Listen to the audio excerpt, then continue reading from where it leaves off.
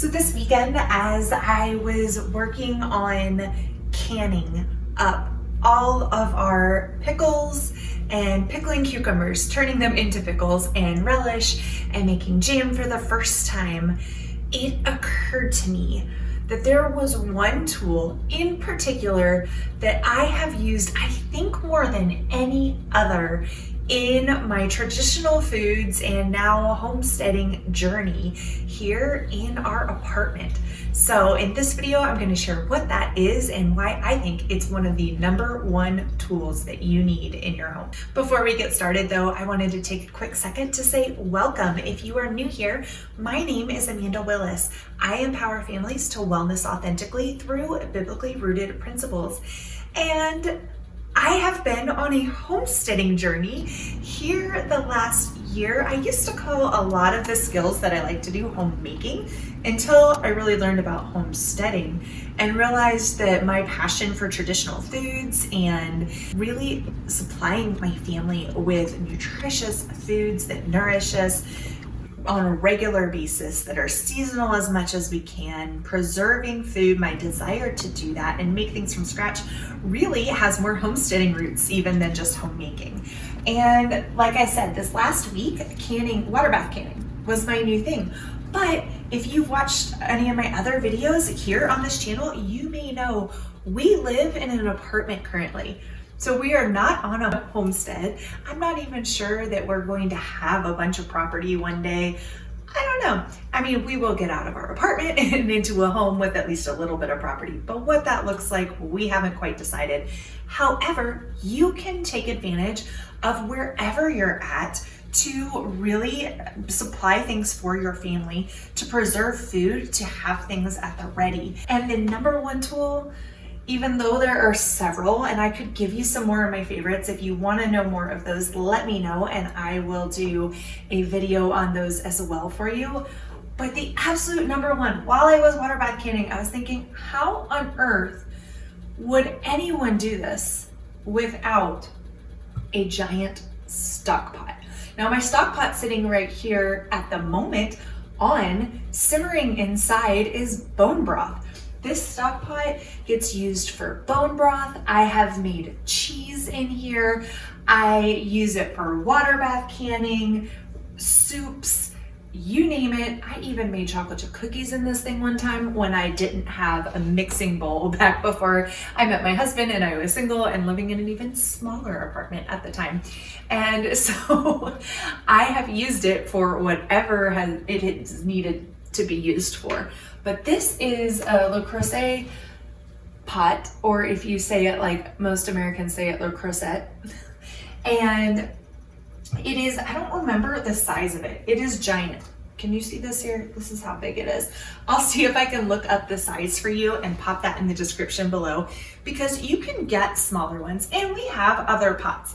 We have this guy down here, oops, that I use quite a bit as well. And this is just a basic stainless steel pot. And I believe this one is 6 quarts. Yeah, this guy's 6 quarts, but it's nowhere near big enough to do a lot of what I would like to do in it, though this has come in handy for things as well. While I was canning, both of these guys were going, because in here I had all of the relish, the cucumbers and the onion and the turmeric and everything cooking in here with the vinegar before getting the cans into this stock pot, which I used as a makeshift water bath canner. Now, of course, if you have a water bath canner, that's awesome, use that. But if you're in a small space and you, like me, think that you have to wait until you have a bigger kitchen or until you have X, Y, or Z in order to do that, to put up food for your family and to can things for yourself, that's actually not true. Now, if you're doing things that require pressure canning, then you're gonna need room to store a pressure canner. You cannot pressure can inside a stock pot or inside, although some people will tell you you can. It's really not rated safe to pressure can inside like an Instapot or anything. So you want a pressure canner for pressure canning recipes.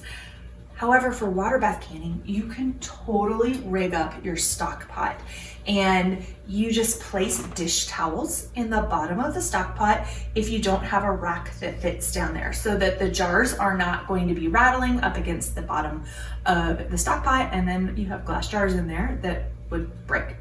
So you don't want that. You just put some dish towels down in the bottom, and no, it's not perfect. Yes, there are towel pieces that ended up boiling up to the top when I didn't have as many cans in there, when I didn't have as many jars going as I had, the previous batch, but it worked.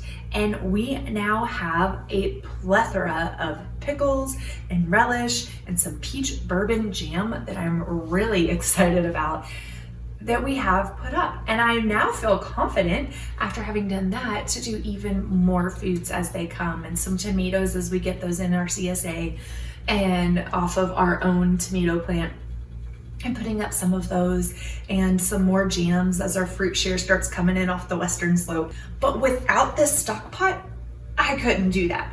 I couldn't do it in this guy. He's not big enough.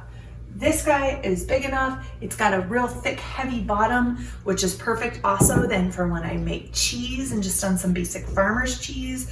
Currently is all that I have any sort of skill for. However, Carolyn over at the Homesteading Family, you guys have heard me brag about her bread course. She is launching a dairy course on September 1st, and I am on the wait list, ready to sign up, because I want to make even more in this thing. But friends, I bought this in 2012 when I was healing from Lyme, and I knew I needed to start making bone broth. I bought this giant one. I had no idea at the time that I would use it for so many things. And it is definitely worth the purchase to get that enamel stock pot that's going to last you years. So tell me down in the comments your favorite homesteading tool, if you have one, or your favorite kitchen tool if you don't consider yourself to be a homesteader yet. I hope that you enjoyed this video. If so, please be sure to give it a like, comment below, and let me know. And until next time, take care, friends. Cheers.